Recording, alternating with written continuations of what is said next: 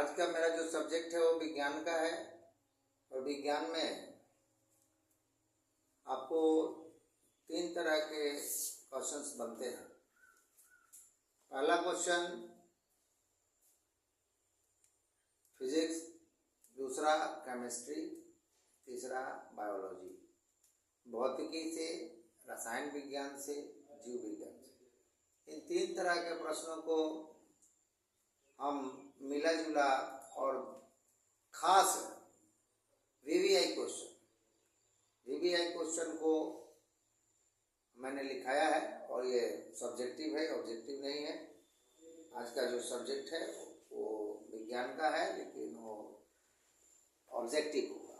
आज का जो सब्जेक्ट है ऑब्जेक्टिव का है। आज ये ऑब्जेक्टिव की क्लास होगी। आप लोग सब्जेक्टिव का ही क्वेश्चन आज देखेंगे, ऑब्जेक्टिव नहीं देखेंगे। फिर अगले वीडियो में मैं आपको वीवीआई क्वेश्चंस लेकर आऊँगा। बिहार बोर्ड एग्जामिनेशन 2025-26 में जो होने वाले हैं बच्चे अपियर हैं, उनके लिए ये खास मैंने छांटकर पुस्तक से निकालकर वीवीआई क्वेश्चंस को दिया है। मुझे आशा है कि ये क्वेश्चन आपको अच्छा कारगर साबित होगा। चले हम लोग टॉपिक पर।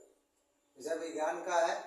पहला क्वेश्चन कहता है कि शाकाहारी जीवों में छोटी आंत मांसाहारी जीवों से लंबी क्यों होती है। कहने का ये अर्थ है शाकाहारी जो शाकाहारी जीव है उसकी आंत लंबी होती है किसके अपेक्षा, मांसाहारी जीव की अपेक्षा। क्यों होती है? इसलिए होती है कि शाकाहारी यानी कि ऐसे जीव जो सिर्फ पेड़ पौधे पर आश्रित रहे। अब पेड़ पौधा आगे यदि बात करें कि पेड़ पौधा से हम लोग क्या क्या खाने योग्य मिलता है, पेड़ पौधा से खाने योग्य हमें क्या क्या मिलता है, तो जड़, तना, फूल, पत्ती, फल, बीज, छाल, कली, ये सारे चीज हमें फल पेड़ से ही मिलते हैं, वृक्ष से मिलते हैं, प्लांट से मिलते हैं। अब इंग्लिश में यूं कहे कि how many food item do you get from plant. We gate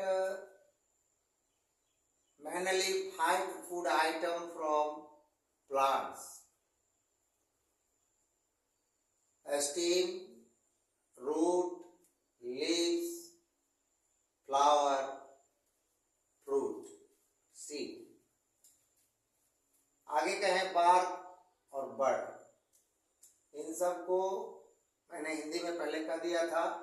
अब ये जो कहा कि शाकाहारी जीवों में छोटी आंत मांसाहारी जीवों से लंबी क्यों होती है, तो लंबी इसलिए होती है कि शाकाहारी जो भोज्य पदार्थ है उसमें सेलुलोज की मात्रा अधिक होगी।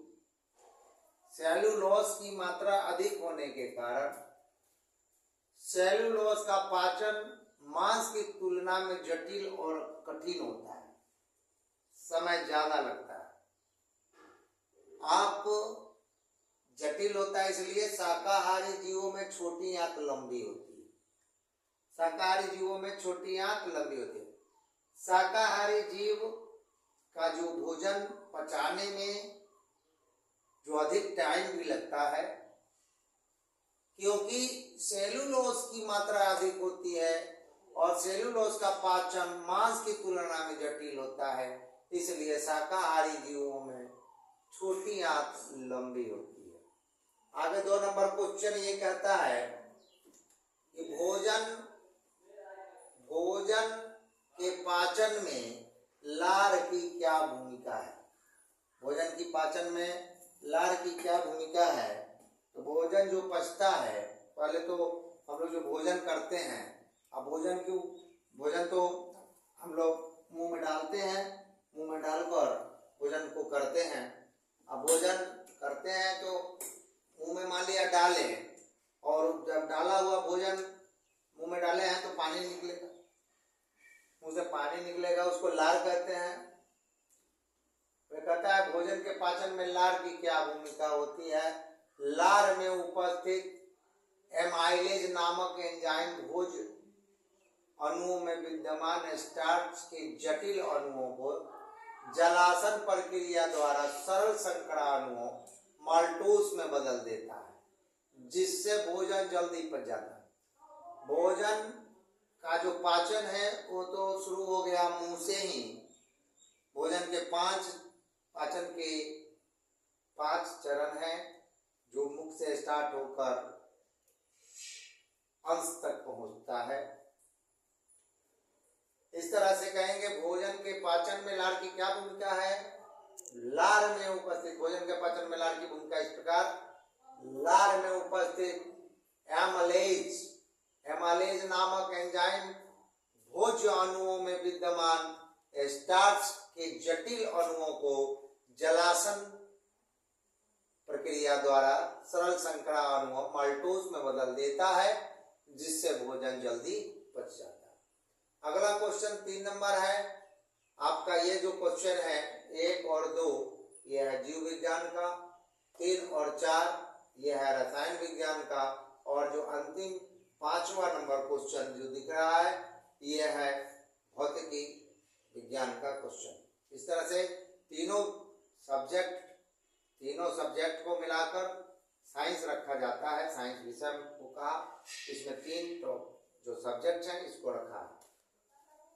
भोजन तो ये हो गया। अम्ल क्या है, कोई 2 उदाहरण दें। अम्ल का एक सूचक पर प्रभाव बताएं। कहता है अम्ल जल में विलयशील मिल जाने वाला, गायब हो जाने वाला विलयशील वे पदार्थ हैं जिनका जलीय विलयन स्वाद में खट्टा होता है, नीले लिटमस पत्र को लाल कर देता है तथा धातु से अभिक्रिया कर हाइड्रोजन गैस मुक्त करता है। क्वेश्चन ये फिर से मैं रिपीट करूं, अम्ल क्या है, कोई 2 उदाहरण दे। अम्ल का एक सूचक पर क्या प्रभाव बताएं। अम्ल जल में विलयशील वे पदार्थ हैं, विलयशील यानी कि गायब होने वाले, मिल जाने वाले, जिनका जलीय विलयन स्वाद में खट्टा होता है, नीले लिटमस पत्र को लाल कर देता है, धातु से अभिक्रिया कर हाइड्रोजन गैस मुक्त कर देता है। आगे क्वेश्चन 4 नंबर कहता है पीएच क्या है, उदासीन का पीएच मान कितना होता है। विलयन में हाइड्रोजन आयन के मोल प्रति लीटर में व्यक्त सांद्रण के ऋणात्मक आधार 10 मानकर को पीएच कहते हैं। इसका सूत्र यहां लिखा है, pH equal to -10 log hydrogen का आणविक ion equal to log 10 1 upon hydrogen plus, अर्थात विलयन के प्रति मोल लीटर में व्यक्त हाइड्रोजन आयन साधारण के व्युत्क्रम के लघु गुणक आधार 10 मानकर को पीएच कहते हैं। 10 मानकर को पीएच कहते हैं। उदासीन विलयन का पीएच मान 7 होता है। अगला जो प्रश्न 5 नंबर है ये भौतिकी से है। प्रकाश के परावर्तन के कितने नियम हैं? समतल दर्पण में प्रतिबिंब का आवर्धन कितना होता है? प्रकाश के परावर्तन के 2 नियम हैं। समतल दर्पण में प्रतिबिंब का आवर्धन 1 होता है, अर्थात बिंब सीधा आभासी, प्रतिबिंब सीधा आभासी एवं बिंब का आकार जो आकार का ही होता है।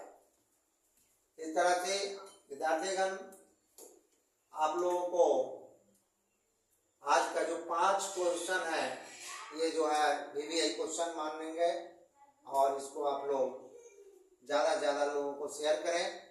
अधिक जानकारी में मैं आपको और बता दूं, ये जो मेरा कोर्स है, कोर्स आप ले सकते हैं। मेरा कॉन्टैक्ट नंबर इस प्रकार, आप इस पर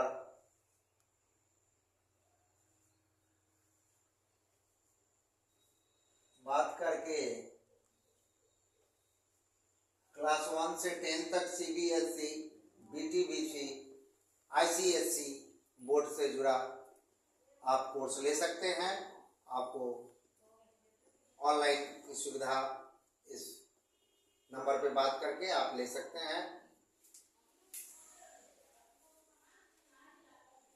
मेरा अनुभव क्या है ये पढ़ाने के बाद, आप पढ़ने के बाद, जैसा कि मैंने क्वेश्चन सेट किया है, इसको समझने के बाद आपको खुद पे खुद पता चल जाएगा क्या मेरा अनुभव है, आगे क्या मैं बताऊं। धन्यवाद।